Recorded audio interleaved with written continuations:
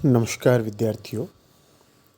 आज हम कर रहे हैं अंग्रेज़ों का बंगाल पर अधिकार 8वां व्याख्यान।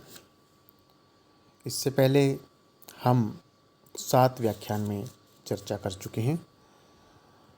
विगत व्याख्यान की यदि हम बात करें विद्यार्थियों, तो विगत व्याख्यान में हमने मीर कासिम के बारे में चर्चा की थी और किस प्रकार से बंगाल की दूसरी क्रांति के माध्यम से मीर कासिम बंगाल का नवाब बनता है।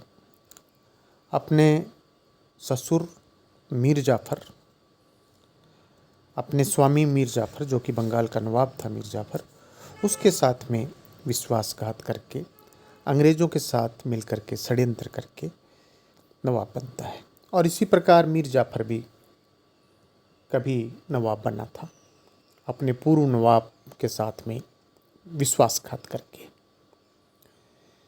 मीर कासिम जब बंगाल का नवाब बनता है, इसको बंगाल की दूसरी क्रांति कहते हैं। और विद्यार्थियों, महत्वपूर्ण बात यह है कि बिना खून का एक बूंद बहाए, बिना किसी हिंसा के ये शासन परिवर्तन हो गया, क्योंकि अंग्रेज़ों का समर्थन प्राप्त था मीर कासिम को। फिर हमने विगत व्याख्यान में ही मीर कासिम की कठिनाइयों का जिक्र किया था।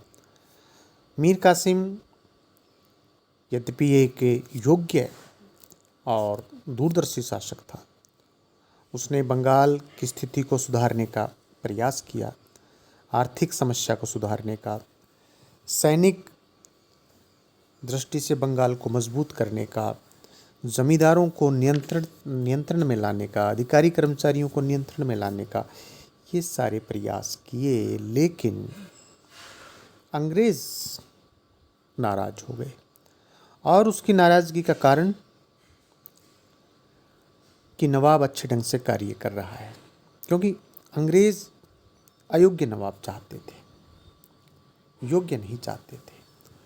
तो मीर कासिम और अंग्रेज़ों के बीच कटुता का एक जो बहुत बड़ा कारण था, मीर कासिम का एक सुयोग्य प्रशासक होना। अंग्रेज़ समझते थे कि मीर कासिम भी मीर जाफ़र की तरह प्रशासनिक कार्यों में अपना जो भी निर्णय है वो अंग्रेज़ों से पूछ के करेगा, अंग्रेज़ों की सलाह मशवरे से कार्य करेगा, अंग्रेज़ों से राय मांगेगा, आदेश मांगेगा। परंतु मीर कासिम नवाब बनने से पहले रंगपुर और पूर्णिया में एक प्रशासक रह चुका था, अतः उसको अनुभव था और उसके इस अनुभव की लोगों ने तारीफ की। गुलाम हुसैन ने शासन की प्रशंसा की। उसका जो प्रतिद्वंदी वेंसी टार्ट अंग्रेज़ था ने उसके योग्य प्रशासन के संबंध में लिखा है कि उसने कंपनी का कर्ज चुका दिया, सेना का बकाया दे दिया, दरबार का खर्च कम किया है, जिसके कारण उसके पूर्वजों का खजाना जो है खाली हो गया था, क्योंकि दरबार में बहुत ज़्यादा खर्चा होता था। जमींदारों की शक्ति का जो सूबे में अशांति के लिए उत्तरदायी बने हुए थे, दमन किया है उसने और अपनी प्रभुता स्थापित की है। ये उस समय का अंग्रेज ईस्ट इंडिया कंपनी का जो अधिकारी है विद्यार्थियों, उसका स्टेटमेंट है। तो इससे मालूम चलता है कि मीर कासिम एक योग्य शासक था, लेकिन उसकी योग्यता उसके लिए परेशानी का सबब बनती है। अगला जो कटुता का कारण है वो 1760 की संधि। मीर कासिम व अंग्रेज़ों के मध्य सितंबर 1760 में जो संधि हुई थी, उसकी शर्तें स्पष्ट नहीं थी, अस्पष्ट थी, गोलमोल थी। दोनों पक्ष अपने अपने हित के अनुसार उसकी व्याख्या कर रहे थे। मीर कासिम ने आभास किया कि संधि से अंग्रेज़ों का प्रमुख उद्देश्य मीर कासिम जो महसूस करता है कि इस संधि से अंग्रेज़ों का प्रमुख उद्देश्य धन वसूलना व भूमि प्राप्त करना है, और जब उसने इन दोनों शर्तों को पूरा कर दिया तो मीर कासिम समझता था कि अब वह स्वतंत्रतापूर्वक शासन कर सकेगा। और विद्यार्थियों, यह दृष्टिकोण ठीक भी दिखाई देता है, लेकिन इसके विपरीत अंग्रेज समझते थे कि इससे भी वे उसी प्रकार धन ऐंठते रहेंगे, उसी प्रकार धन लेते रहेंगे जिस प्रकार से मीर जाफर से वो लगातार धन प्राप्त करते रहे। और अब नया सुल्तान इस मांग को पूरा करने में आनाकानी करने लगा, तो वो कटुता का कारण हुआ। तीसरा है मीर कासिम के सैनिक सुधार। हमने विगत व्याख्यान में बात की थी कि मीर कासिम ने अपने सेना को मजबूत बनाया, क्योंकि वह भली भांति जानता था कि यदि उसे अंग्रेज़ों के नियंत्रण से मुक्त होना है तो उसके लिए सुदृढ़ एवं सुव्यवस्थित सेना परम आवश्यक है। इस उद्देश्य की पूर्ति के लिए उसने विभिन्न सैनिक सुधार किए, सैनिकों का बकाया वेतन चुका दिया, नए हथियार बनाए और हथियारों की ट्रेनिंग दी, अयोग्य सैनिकों को निकाल दिया, विश्वासघाती सैनिकों को निकाल दिया, जो अनुशासनहीन करते थे उनको निकाल दिया, और विदेशी जो कमांडर्स थे उनको उसने अपने सैनिकों के ट्रेनिंग के लिए, प्रशिक्षण के लिए अपनी सेना में नियुक्त किया। अब ये अंग्रेज़ों को बर्दाश्त नहीं हो रहा था। एक और कारण है मीर कासिम द्वारा बर्दवान वापस मांगना। मीर कासिम ने 1760 की संधि के अंतर्गत बर्दवान, मिदनापुर और चटगांव के जो 3 डिस्ट्रिक्ट हैं वो कंपनी को इस कंडीशन पर दिए थे कि कंपनी उसकी सुरक्षा के लिए सेना रखेगी और उसका खर्च इन 3 जिलों की आय से पेड किया जाएगा, चुकाया जाएगा। परंतु जब मीर कासिम ने देखा कि यह जो सेना रखी गई है उस सेना का प्रयोग मीर कासिम के विरुद्ध किया जा रहा है, तो मीर कासिम ने कंपनी से कहा कि ये जो एरिया जो दिए थे मैंने उनको आप वापस लौटाएं, और ये कंपनी बर्दाश्त नहीं कर सकती थी। अब कंपनी इस नवाब को हटाने के बारे में सोचने लगती है। अगला कारण है मीर कासिम के प्रशासनिक सुधार। देखिए विद्यार्थियों, यह तो हमने पढ़ा है कि मीर कासिम भी मीर जाफर की तरह विश्वासघाती था, धोखेबाज था, परंतु बंगाल के लिए ये जो नया नवाब है ये सही सिद्ध हो रहा था। अराजकता समाप्त हो गई थी, कानून व्यवस्था बन गई थी, अनुशासनहीनता समाप्त हो गई थी, अधिकारी कर्मचारियों की मनमानी समाप्त हो गई थी। नवाब बनते ही मीर कासिम ने बहुत सारे प्रशासनिक सुधार किए, और ऐसे सुधार कि अंग्रेज़ भी उससे वो भी आश्चर्यचकित थे कि किस प्रकार से एक भारतीय इतने प्रशासनिक सुधार कर रहा है जबकि अंग्रेज़ों का इतना प्रेशर है। उनको इस बात का भली भांति आभास हो गया था कि मीर कासिम प्रशासन में उनके हाथ की कठपुतली बनकर नहीं रहेगा, और ये दोनों के संबंध विद्यार्थियों लगातार खराब होते जा रहे हैं। राजधानी परिवर्तन देखिए आप, मीर कासिम बड़ा डिप्लोमेटिक आदमी था।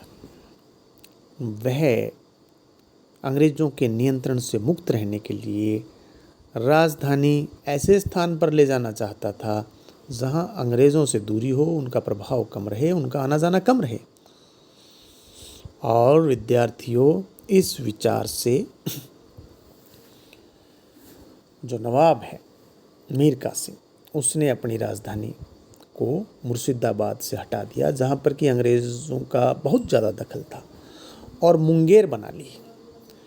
इस राजधानी परिवर्तन से अंग्रेज नाराज़ होने स्वाभाविक थे, और वो समझ गए थे कि नवाब सब कुछ उनसे स्वतंत्र होने के उद्देश्य से कर रहा है, और ये इतने जो कार्य नवाब कर रहा है ये अंग्रेज़ों के लिए कोई शुभ संकेत नहीं था अंग्रेज़ों की दृष्टि में। इसके बाद आता है शाह आलम का बिहार पर आक्रमण। देखिए, शाह आलम जो कि मुग़ल सम्राट था, उसका पहले नाम था, जो सम्राट बनने से पहले, अली गौहर था। शहजादा अली गौहर कहेंगे हम इसको। ये शाह आलम के नाम से बादशाह बना, ये मैंने आपको बताया। वो जो शाह आलम है, अपने आप को बिहार का अधिपति भी मानता है, क्योंकि मुग़ल सम्राट है। तो 1700 और बिहार ने क्या है, बंगाल ने, बिहार ने अपने आप को संप्रभु आचरण जो है वो कर रहे थे, रेवेन्यू नहीं दे रहे थे। तो 1760 पर शाह आलम बिहार पर आक्रमण करता है। अंग्रेज़ों ने जैसी की संधि हुई थी, उसके विरुद्ध मेजर कार्नक को सेना लेकर के भेजा। कंपनी के इस अभियान में मीर कासिम ने अंग्रेज़ों का साथ नहीं दिया। ठीक है। शाह आलम जो कि बंगाल के शासक हैं, एक समय कभी मुग़लों के नियंत्रण में थे, लेकिन बाद में स्वतंत्र एक हैसियत से शासन करने लगे। और अंग्रेज़ों के आने के बाद जो बिहार की जो वहाँ से रेवेन्यू कलेक्शन के जो अधिकार हैं, वो उन्होंने मुग़ल सम्राट से कभी प्राप्त कर लिए थे, फर्रुखसियर से प्राप्त कर लिए थे। और अब जो नया शासक जो शाह आलम है, वो अपना वो हक जमाने के लिए बिहार पर आक्रमण करता है, और उस समय अंग्रेज़ उसका मुकाबला करते हैं। लेकिन जो संधि थी, उस संधि के मुताबिक अब मीर कासिम को अंग्रेज़ों का सपोर्ट करना था और अंग्रेज़ों को मीर कासिम का सपोर्ट करना था, लेकिन मीर कासिम यहाँ पर अनुपस्थित रहता है। हालांकि कार्नक ने शाह आलम को पराजित कर दिया, दोनों पक्षों में संधि हो गई। इस संधि के अंतर्गत शाह आलम ने अंग्रेज़ों से अपना संरक्षण चाहा, भी कहा कि मुझे आप प्रोटेक्शन दें। अंग्रेज़ों ने संरक्षण देने का वादा किया। मीर कासिम को यह जो जुगलबंदी है, यह अच्छी नहीं लगी। तो मीर कासिम जो अंग्रेज़ों के प्रति आशंकित रहता था, वो अब अंग्रेज़ों के इस एक्शन से वो नाराज़ हो गया है। फिर हम बात करते हैं मुंगेर की किलेबंदी और शस्त्र निर्माण कारखाना।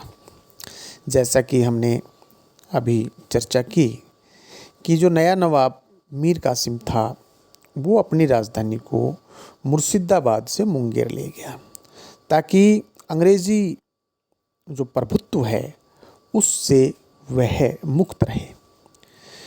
और वहाँ मुंगेर में मीर कासिम ने किलेबंदी प्रारंभ कर दी और 40,000 की संख्या में सैनिक रख लिए। इसके अलावा नवाब ने मुंगेर में शस्त्र निर्माण की फैक्ट्री यानी कि हथियार बनाने का कारखाना भी वहाँ पर स्थापित कर लिया।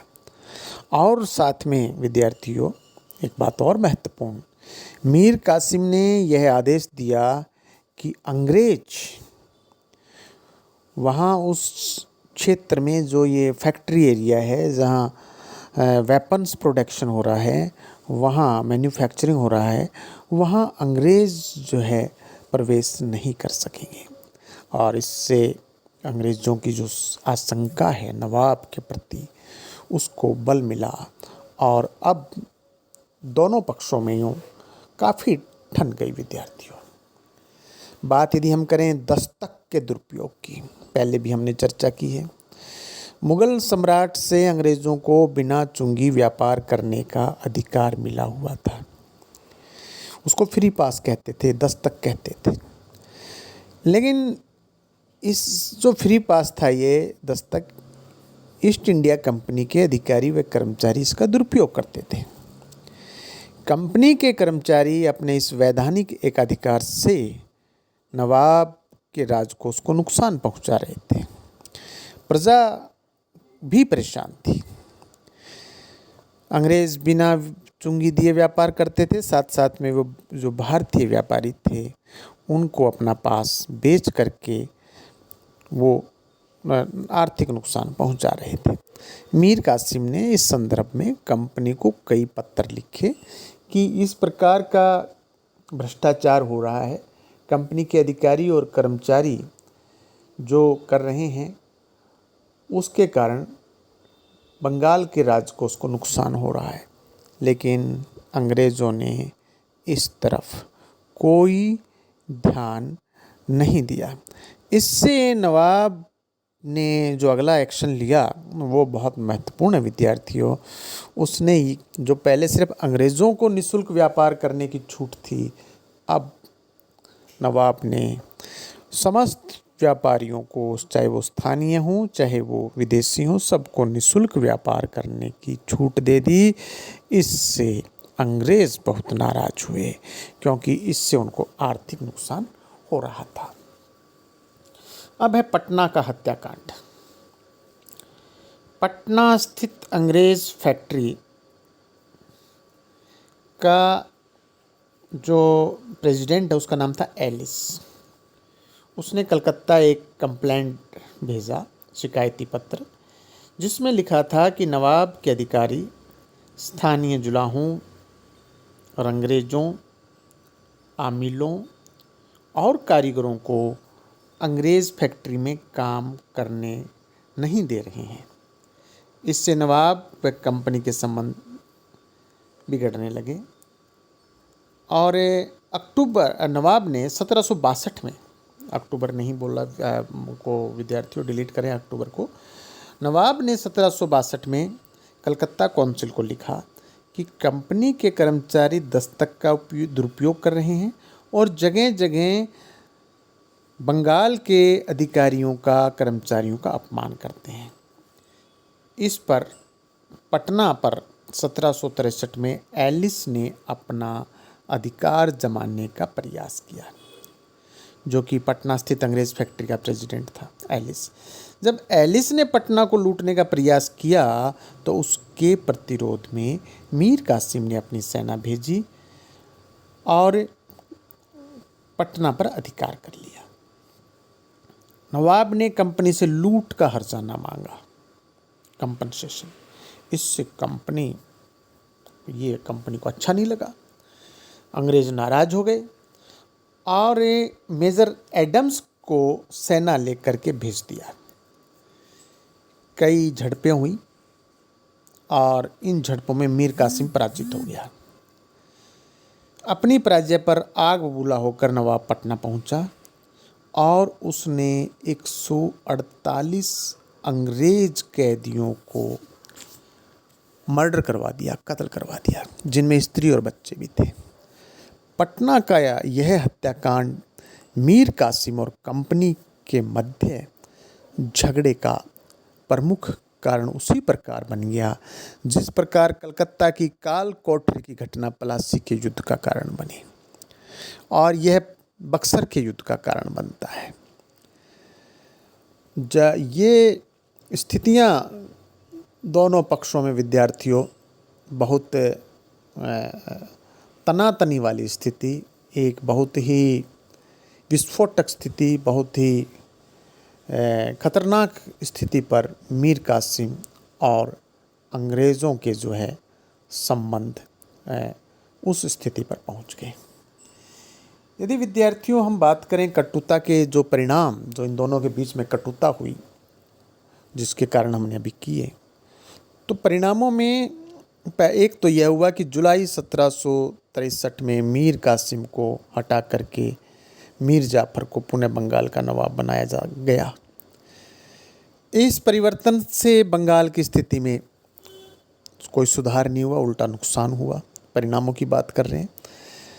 मीर जाफ़र के नवाब बनते ही मीर कासिम द्वारा जो हटाए गए चुंगी कर को वापस लगा दिया। जो फ्री पास था वो अंग्रेज़ों को सहूलियत मिल गई, भारतीयों को टैक्स चुकाना था, भारतीय व्यापारियों को।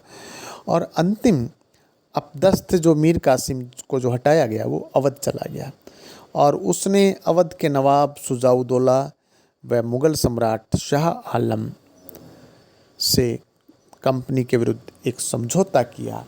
और फिर उस समझौते का परिणाम विद्यार्थियों बक्सर के युद्ध के रूप में हमारे सामने आता है।